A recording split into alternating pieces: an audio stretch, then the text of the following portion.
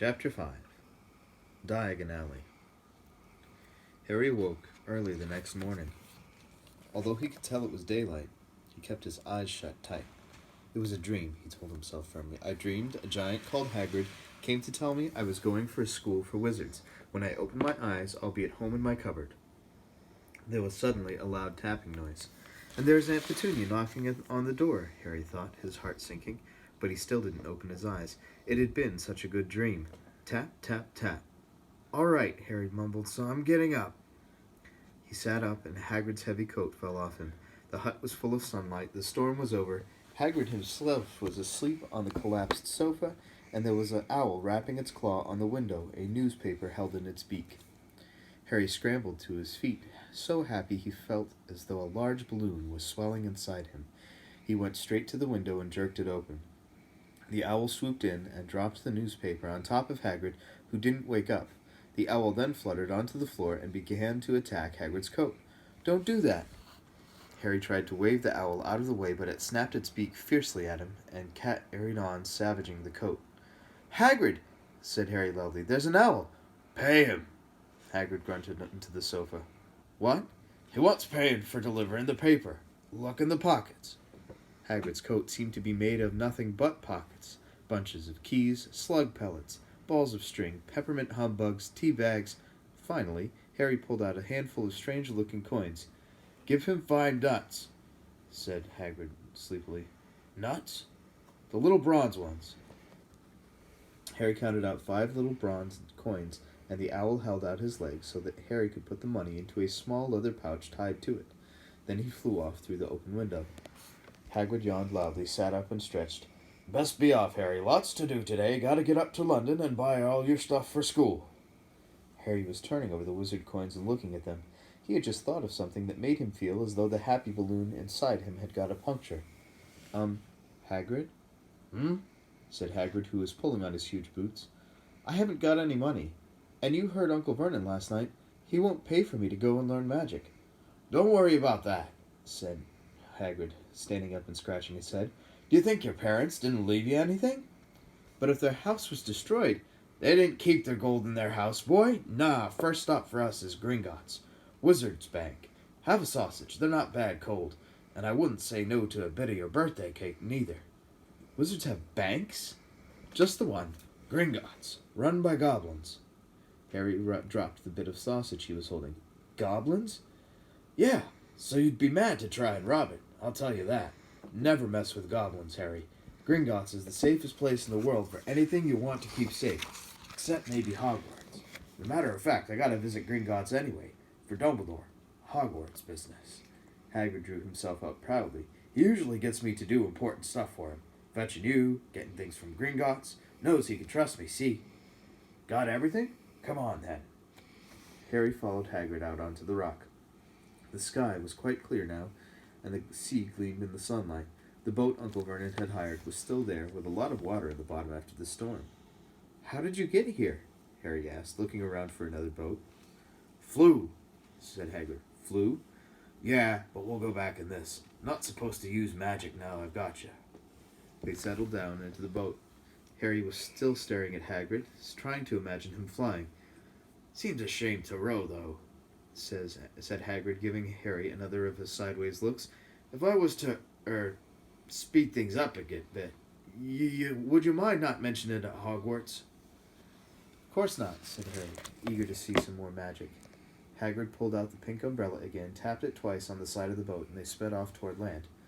"Why would you be mad to try and rob Gringotts?" Harry asked. "Spells, enchantments," said Hagrid, unfolding his newspaper as he spoke. "They say there's dragons guarding the high-security vaults. And then you gotta find your way. Gringotts is hundreds of miles under London, see? Deep under the underground. You'd die of hunger trying to get out, even if you did manage to get your hands on some map." Harry sat and thought about this, while Hagrid read his newspaper, The Daily Prophet. Harry learned from Uncle Vernon that people liked to be left alone while they did this, but it was very difficult. He'd never had so many questions in his life. "Ministry of Magic, messing things up as usual," Hagrid muttered, turning the page. "There's a Ministry of Magic?" Harry asked before he could stop himself. "Course," said Hagrid. "They wanted Dumbledore for minister, of course, but he'd never leave Hogwarts, so old Cornelius Fudge got the job. bungler if there ever was one. So he pelts Dumbledore with owls every morning, asking for advice. But what does a Ministry of Magic do? Well, their main job is to keep it from the muggles that there's still witches and wizards up and down the country. Why? Why? Blimey, Harry, everyone be wanting magic solutions to their problems. Nah, we're best left alone. At this moment, the boat bumped gently into the harbor wall. Hagrid folded up his newspaper, and they clambered up the stone steps onto the street. Passers-by stared a lot at Hagrid as they walked through the little town to the station. Harry couldn't blame them. Not only was Hagrid twice as tall as anybody else, he kept pointing at perfectly ordinary things like parking meters and saying loudly, "See that, Harry? The things these muggles dream up, eh?" "Hagrid," said Harry, panting a bit as he ran to keep up, "did you say there are dragons at Gringotts?" "Well, so they say," said Hagrid. "Crikey, I'd like a dragon." "You'd like one?" "Wanted one ever since I was a kid. Here we go." They had reached the station. There was a train to London in 5 minutes' time. Hagrid, who didn't understand muggle money, as he called it, gave the bills to Harry so he could buy their tickets. People stared more than ever on the train. Hagrid took up 2 seats and sat knitting what looked like a canary yellow circus tent. "Still got your letter, Harry?" he asked as he counted stitches. Harry took the parchment envelope out of his pocket. "Good," said Hagrid. "There's a list there of everything you need." Harry unfolded a second piece of paper he hadn't noticed the night before, and read, "Hogwarts School of Witchcraft and Wizardry. Uniform. First-year students will require 3 sets of plain work robes, black. 1 plain pointed hat, black, for day wear. 1 pair of protected gloves, dragon hide or similar. 1 winter cloak, black, silver fastenings. Please note that all pupils' clothes should carry name tags. Course books. All students should have a copy of each of the following: The Standard Book of Spells, Grade 1, by Miranda Goshawk. A History of Magic, by Matilda Bagshot. Magical Theory, by Adalbert Waffling. A Beginner's Guide to Transfiguration, by Emmerich Switch. 1000 Magical Herbs and Fungi, by Philida Spore. Magical Drafts and Potions, by Arsenius Jigger. Fantastic Beasts and Where to Find Them, by Newt Scamander. The Dark Forces, A Guide to Self-Protection, by Quentin Trimble. Other equipment: 1 wand, 1 cauldron, pewter, standard size 2, 1 set of glass or crystal phials, 1 telescope, 1 set brass scales. Students may also bring an owl or a cat or a toad. Parents are reminded that first years are not allowed to own their own broomsticks. "Can we buy all this in London?" Harry wondered aloud. "If you know where to go," said Hagrid. Harry had never been to London before. Although Hagrid seemed to know where he was going, he was obviously not used to getting there in an ordinary way. He got stuck in the ticket barrier on the underground and complained loudly that the seats were too small and the trains too slow. "I don't know how the muggles manage without magic," he said, as they climbed a broken-down escalator that led up to a bustling road lined with shops. Hagrid was so huge that he parted the crowd easily. All Harry had to do was to keep close behind him. They passed bookshops and music stores, hamburger restaurants and cinemas, but nowhere that looked as if it could sell you a magic wand. There was just an ordinary street full of ordinary people. Could there really be piles of wizard gold buried miles beneath them? Were there really shops that sold spellbooks and broomsticks? Might this all not be some huge joke that the Dursleys had cooked up? If Harry hadn't known that the Dursleys had no sense of humor, he might have thought so. Yet somehow, even though everything Hagrid had told him so far was unbelievable, Harry couldn't help trusting him. "This is it," said Hagrid, coming to a halt. "The Leaky Cauldron. It's a famous place." It was a tiny, grubby-looking pub. If Hagrid hadn't pointed it out, Harry wouldn't have noticed it was there. The people hurrying by didn't glance at it. Their eyes slid from the big bookshop on one side to the record shop on the other, as if they couldn't see the Leaky Cauldron at all. In fact, Harry had the most peculiar feeling that only he and Hagrid could see it. Before he could mention this, Hagrid had steered him inside. For a famous place, it was very dark and shabby. A few old women were sitting in a corner drinking tiny glasses of sherry. One of them was smoking a long pipe. A little man in a top hat was talking to the old bartender, who was quite bald and looked like a toothless walnut. The low buzz of chatter stopped when they walked in. Everyone seemed to know Hagrid. They waved and smiled at him, and the bartender reached for a glass, saying, "The usual, Hagrid?"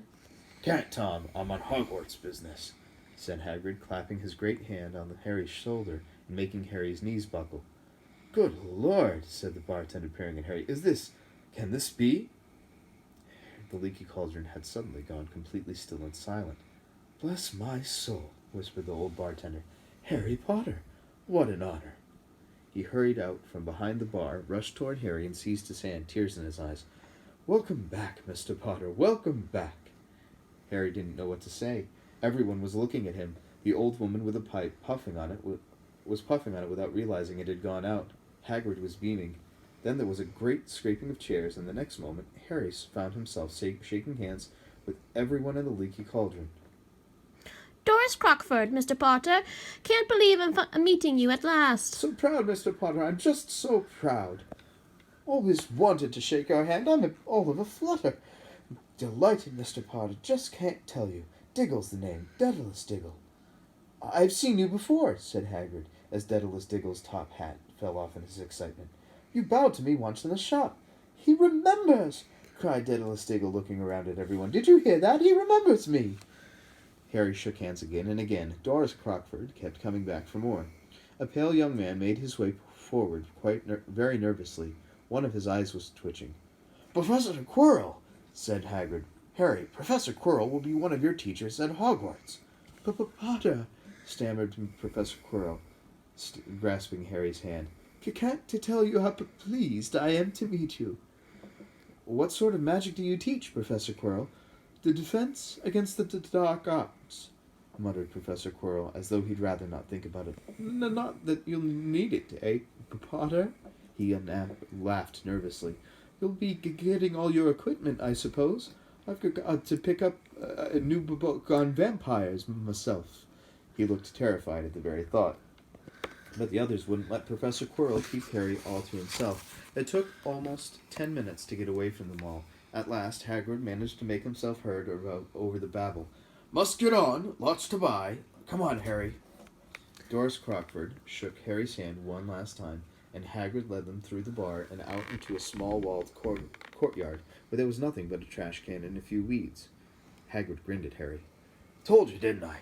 Told you was famous. Even Professor Quirrell was trembling to meet you. Mind you, he's usually trembling." "Is he always that nervous?" "Oh, yeah. Poor bloke. Brilliant mind. He was fine while he was studying out of books, but then he took a year off to get some first-hand experience. They say he met vampires in the Black Forest, and there was a nasty bit of trouble with the hag. Never been the same since. Scared of the students, scared of his own subject. Now, where's me umbrella?" Vampires? Hags? Harry's head was swimming. Hagrid, meanwhile, was counting the bricks in the wall above the trash can. "3 up, 2 across," he muttered. "Right. Stand back, Harry." He tapped the wall 3 times with the point of his umbrella. The brick he had touched quivered. It wriggled. In the middle, a small hole appeared. It grew wider and wider, and a second later they were facing an archway large enough even for Hagrid. An archway onto a cobbled street that twisted and turned out of sight. "Welcome," said Hagrid, "to Diagon Alley." He grinned at Harry's amazement. They stepped through the archway. Harry looked quickly over his shoulder and saw the archway shrink instantly back into solid wall. The sun shone brightly on a stack of cauldrons outside the nearest shop. Cauldrons, all sizes, copper, brass, pewter, silver, self-stirring, collapsible, said a sign hanging over them. "Yeah, you'll be needing one," said Hagrid, "but we gotta get your money first." Harry wished he'd had about 8 more eyes. He turned his head in every direction as they walked up the street, trying to look at everything at once. The shops, the things outside them, the people doing their shopping. A plump woman outside an apothecary was shaking her head as they passed, saying, "Dragon liver, 17 sickles an ounce. They're mad." A low, soft hooting came from a dark shop with a sign saying Elop's Owl Emporium. Tawny, Screech, Barn, Brown, and Snowy. Several boys about Harry's age had their noses pressed against a window with broomsticks in it. "Look," Harry heard one of them say, "the new Nimbus 2000, fastest ever." There were shops selling robes, shops selling telescopes and strange silver instruments Harry had never seen before, windows stacked with barrels of bat spleens and eel's eyes, tottering piles of spell books, quills, and rolls of parchment, potion bottles, globes of the moon. "Gringotts," said Hagrid. They had reached a snowy white building that towered over the other little shops. Standing beside its burnished bronze doors wearing a uniform of scarlet and gold, was. "Yeah, that's a goblin," said Hagrid quietly as they walked up the white stone steps toward him. The goblin was about a head shorter than Harry. He had a swarthy, clever face, a pointed beard, and Harry noticed very long fingers and feet. He bowed as they walked inside. Now they were facing a second pair of doors, silver this time, with words engraved upon them. "Enter, stranger, but take heed of what awaits the sin of greed. For those who take but do not earn must pay most dearly in their turn. So if you seek beneath our floors a treasure that was never yours, thief, you have been warned, beware of finding more than treasure there." "Like I said, you'd be mad to try and rob it," said Hagrid. A pair of goblins bowed them through the silver doors, and they were in a vast marble hall. About 100 more goblins were sitting on high stools behind a long counter, scribbling in large ledgers, weighing coins in brass scales, examining precious stones through eyeglasses.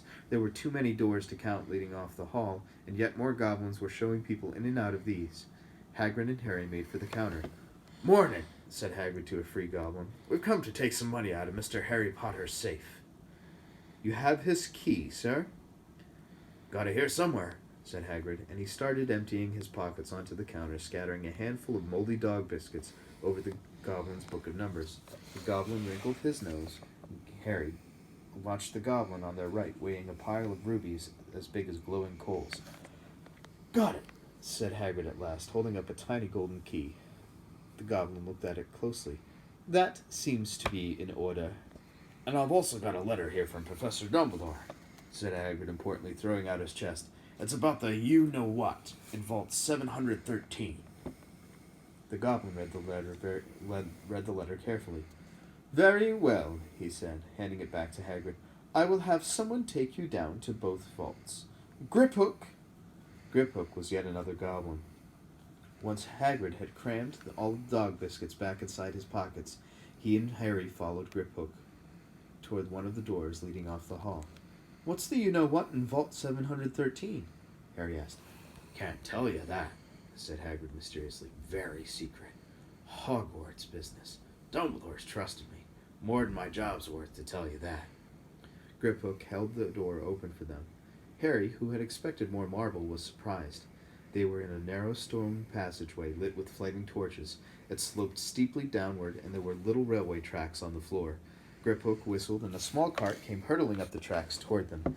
They climbed in, Hagrid with some difficulty, and were off. At first, they just hurtled through a maze of twisting passages. Harry tried to remember left, right, left, middle fork, right, left, but it was impossible. The rattling cart seemed to know its own way, because Griphook wasn't steering. Harry's eyes stung as the cold air rushed past them, but he kept them wide open. Once, he thought he saw a burst of fire at the end of a passage and twisted around to see if it was a dragon, but too late. They plunged even deeper, passing an underground lake where huge stalactites and stalagmites grew from the ceiling and floor. "I never know," Harry called to Hagrid over the noise of the cart. "What's the difference between a stalagmite and a stalactite?"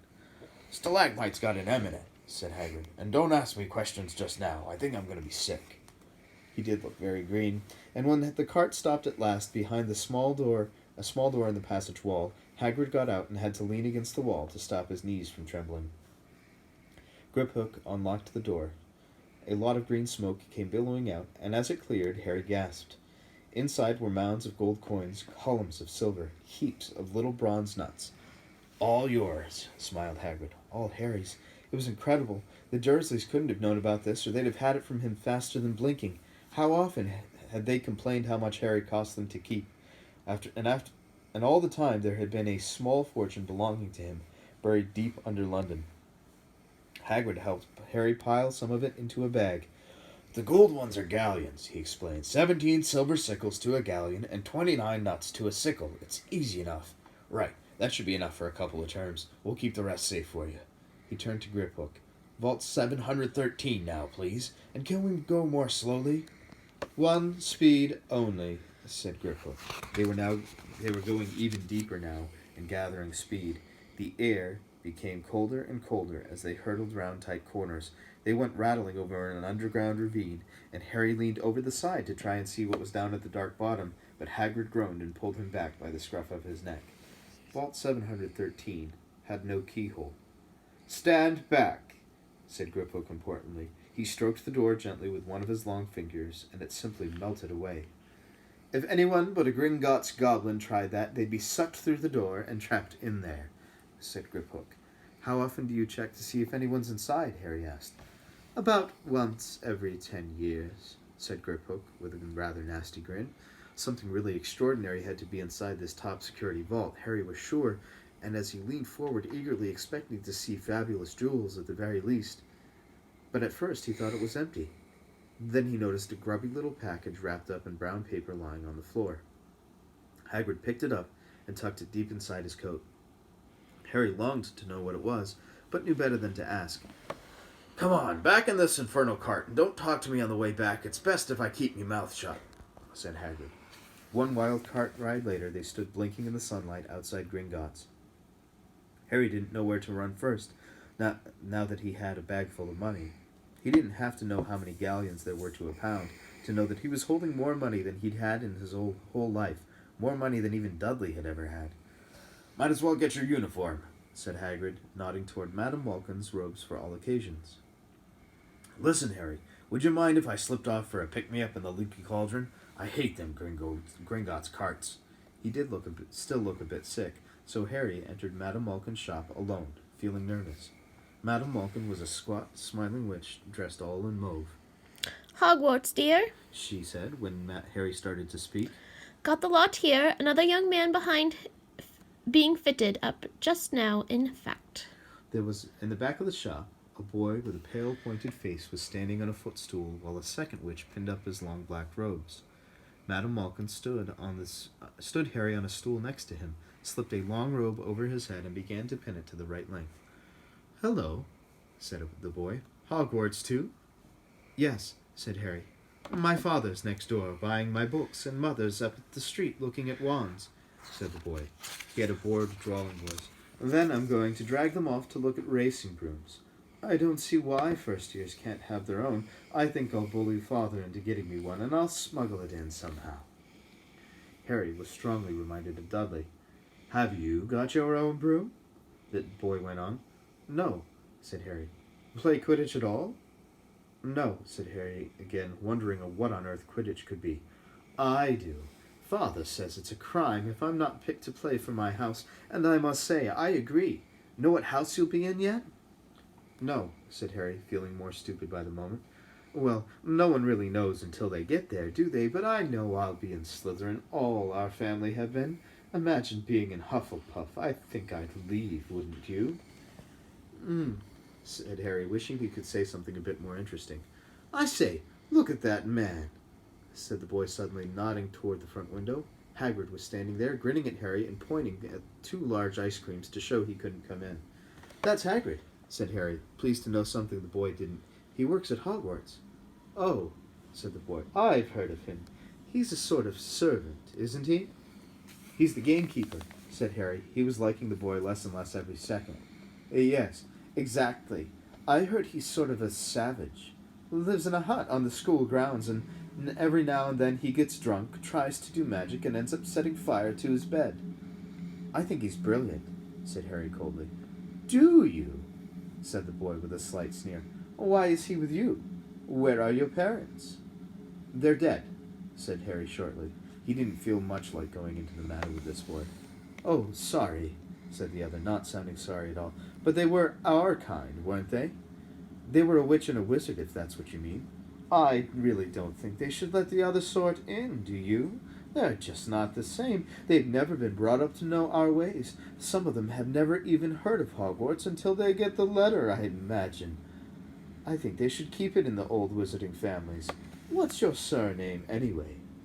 Before Harry could answer, Madame Malkin said, That's you. Done, my dear. And Harry, not sorry for an excuse to stop talking to the boy, hopped down from the footstool. Well, I'll see you at Hogwarts, I suppose, said the drawling boy. Harry was rather quiet as he ate the ice cream Hagrid had bought him, chocolate and raspberry with chopped nuts. What's up? Said Hagrid. Nothing, Harry lied. They stopped to buy parchment and quills. Harry cheered up a bit when he found a bottle of ink that changed color as you wrote. When they had left the shop, he said, Hagrid, what's Quidditch? Blimey, Harry, I keep forgetting how little you know. not knowing about Quidditch? Don't make me feel worse, said Harry. He told Hagrid about the pale boy and Madame Malkins. And he said people from Muggle families shouldn't even be allowed in. You're not from a Muggle family. If he'd known who you were, he's grown up knowing your name if his parents were wizarding folks. You saw what everyone in the Leaky Cauldron was like when they saw you. Anyway, what does he know about it? Some of the best I ever saw were the only ones with magic in them in a long line of Muggles. Look at your mum. Look at what she had for a sister. So what is Quidditch? It's our sport. Wizard sport. It's like soccer in the Muggle world. Everyone follows Quidditch. Played up in the air on broomsticks and there's 4 balls. Sort of hard to explain the rules. And what are Slytherin and Hufflepuff? Schoolhouses. There's 4. Everyone says Hufflepuff are a lot of duffers, but I bet I'm in Hufflepuff, said Harry gloomily. better Hufflepuff than Slytherin, said Hagrid darkly. There's not a single witch or wizard who went bad who wasn't Slytherin. You know who was one. Sorry, you know who was at Hogwarts? Years and years ago, said Hagrid. They bought Harry's schoolbooks in a shop called Flourish and Blotts, where the shelves were stacked to the ceiling with books as large as paving stones bound in leather. Books the size of postage stamps covered in covers of silk. Books full of peculiar symbols, and a few books with nothing in them at all. Even Dudley, who never read anything, would have been wild to get his hands on some of these. Hagrid almost had to drag Harry away from curses and counter curses, bewitch your friends, and befuddle your enemies with the latest revenges, hair loss, jelly legs, tongue-tying, and much, much more by Professor Vindictus Viridian. I was trying to find out how to curse Dudley. I'm not saying that's not a good idea, but you're not to use your magic in the Muggle world except in very special circumstances, said Hagrid. And anyway, you couldn't work any of them curses yet. You'll need a lot more study before you get to that level. Hagrid wouldn't let Harry buy a solid gold cauldron either. It says pewter on your list. But they got a nice set of scales for weighing potion ingredients and a collapsible brass telescope. Then they visited the apothecary, which was fascinating enough to make up for its horrible smell, a mixture of bad eggs and rotted cabbages. Barrels of slimy stuff stood on the floor. Jars of herbs, dried roots, and bright powders lined the walls. Bundles of feathers, strings of fangs, and snarled claws hung from the ceiling. While Hagrid asked the man behind the counter for a supply of some basic potion ingredients for Harry, Harry himself examined silver unicorn horns at 21 galleons each, and minuscule glittery black beetle eyes, 5 nuts a scoop. Outside the apothecary, Hagrid checked Harry's list again. Just your wand left. Oh yeah, and I still haven't got you a birthday present. Harry felt himself go red. You don't have to. I know I don't have to. Tell you what, I'll get your animal. Not a toad. Toads went out of fashion years ago. You'd be laughed at. And I don't like cats. They make me sneeze. I'll get you an owl. All the kids want owls. They're dead useful. Carry your mail and everything. 20 minutes later, they left Elop's Owl Emporium, which had been dark and full of rustling and flickering jewel-bright eyes. Harry now carried a large cage that held a beautiful snowy owl fast asleep with her head under her wing. He couldn't stop stammering his thanks, sounding just like Professor Quirrell. Don't mention it, said Hagrid gruffly. Don't expect you had a lot of presents from them Dursleys. Just Ollivanders left now. Only place for wands, Ollivanders, and you gotta have the best wand. A magic wand. This was what Harry had been really looking forward to. The last shop was narrow and shabby. Peeling gold letters over the door read Ollivanders, makers of fine wands since 382 BC. A single wand lay on a faded purple cushion in the dusty window. A tinkling bell rang somewhere in the depths of the shop as they stepped inside. It was a tiny place, empty except for a single spindly chair that Hagrid sat on to wait. Harry felt strangely as though he had entered a very strict library. He swallowed a lot of new questions that had just occurred to him, and looked instead at the thousands of narrow boxes piled neatly right up to the ceiling. For some reason, the back of his neck prickled. The very dust and silence in here seemed to tingle with some secret magic. "Good afternoon," said a soft voice. Harry jumped. Hagrid must have jumped too, because there was a loud crunching noise, and he quickly got off the spindly chair. An old man was standing before them, his wide, pale eyes shining like moons through the gloom of the shop. "Hello," said Harry awkwardly. "Ah, yes," said the man. Yes. I thought I'd be seeing you soon. Harry Potter. It wasn't a question. You have your mother's eyes. It seems only yesterday she was in here herself, buying her first wand. 10 1/4 inches long, swishy, made of willow. Nice wand for charm work. Mr. Ollivander moves closer to Harry. Harry wished he would blink. Those silvery eyes were a bit creepy. Your father, on the other hand, favored a mahogany wand, 11 inches, pliable, a little more power and excellent for transfiguration. Well, I say your father favored it. It's really the wand that chooses the wizard, of course. Mr. Ollivander had come so close that he and Harry were almost nose to nose. Harry could see himself reflected in those misty eyes. And that's where... Mr. Ollivander touched the lightning scar on Harry's forehead with a long white finger. I'm sorry to say I sold the wand that did it, he said softly. 13 1/2 inches. You. Powerful wand. Very powerful. And in the wrong hands, well, if I'd known what that wand was going out in the world to do. He shook his hand, and then, to Harry's relief, spotted Hagrid. Rubeus! Rubeus Hagrid! How nice to see you again. Oak. 16 inches, rather bendy, wasn't it? It was, sir. Yes, said Hagrid. Good wand, that one. But I suppose they snapped it in half when you got expelled? Said Mr. Ollivander, suddenly stern. Yes, they did, yes, said Hagrid, shuffling his feet. I've still got the pieces, though, he added brightly. But you don't use them, said Mr. Ollivander sharply. Oh, no, sir, said Hagrid quickly. Harry noticed he gripped his pink umbrella very tightly as he spoke. Said Mr. Ollivander, giving Hagrid a piercing look. Well, now, Mr. Potter, let me see. He pulled out a long tape measure with silver markings out of his pocket. Which is your wand arm? Well, I'm right-handed, said Harry. Hold out your arm. That's it. He measured Harry from shoulder to finger, then wrist to elbow, shoulder to floor, knee to armpit, and round his head. As he measured, he said, Every Ollivander wand has a core of a powerful magical substance, Mr. Potter. We use unicorn hairs, phoenix tail feathers, and the heartstrings of dragons. No two Ollivander wands are the same, just as no two unicorns, dragons, or phoenixes are quite the same. And of course, you will never get such good results from another wizard's wand. Harry suddenly realized that the tape measure, which was measuring between his nostrils, was doing this on its own. Mr. Ollivander was flitting around the shelves, taking down boxes. That will do, he said, and the tape measure crumpled into a heap on the floor. Right then, Mr. Potter, try this one. Beechwood and dragon heartstring. 9 inches. Nice and flexible. Just take it and give it a wave. Harry took the wand and, feeling foolish, waved it around a bit, but Mr. Ollivander snatched it out of his hand almost at once. Maple and phoenix feather, 7 inches, quite whippy. Try. Harry tried, but he had hardly raised the wand when it too was snatched back by Mr. Ollivander. No, here, ebony and unicorn hair, 8 1/2 inches, springy. Go on, try it out. Harry tried, and tried. He had no idea what Mr. Ollivander was waiting for. The pile of tried wands was mounting higher and higher on the spindly chair, but the more wands Mr. Ollivander pulled from the shelves, the happier he seemed to become. Tricky customer, eh? Not to worry, we'll find the perfect match here somewhere. I wonder now. Yes, why not? Unusual combination. Holly and phoenix feather, 11 inches, nice and supple. Harry took the wand. He felt a southern warmth in his fingers.